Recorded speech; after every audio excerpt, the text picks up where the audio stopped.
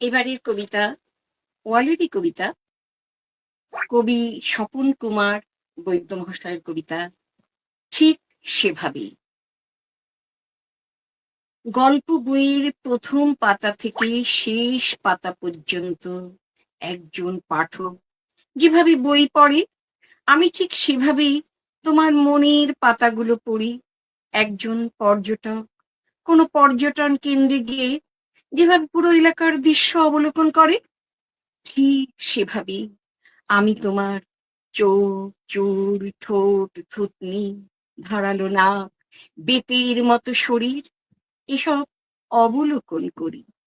একজন জননী যেমন তার কোমল শিশুটির হাসি যেভাবে উপভোগ করে, ঠিক সেভাবেই আমি তোমার হাসি উপভোগ করি। এমনকি স্বপ্নের ভেতর ডুবে থাকার পরেও একজন ক্রীতদাস যেমন করে তার প্রভুর আদেশ পালন করে, ঠিক সেভাবেই তোমার ভালোবাসার একমাত্র আজ্ঞাবহ হয়ে থাকি। একজন দানশীল ব্যক্তি নিজের জন্য কিছু সম্বল না রেখেই দরিদ্রদের জন্য যেমন তার সব কিছু বিলিয়ে দেয়, ঠিক সেভাবেই আমি আমার আমিকে তোমার কাছে বিলিয়ে দেই।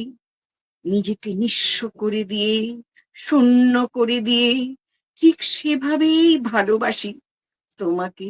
যেভাবে নদী তার জলকে ভালোবাসে, যেভাবে সাগর তার ঢেউকে ভালোবাসে, যেভাবে আকাশ মেঘকে ভালোবাসে, যেভাবে মেঘ বৃষ্টিকে ভালোবাসে, যেভাবে প্রজাপতি ফুলকে ভালোবাসে, ঠিক ঠিক সেভাবেই ভালোবাসি তোমাকে।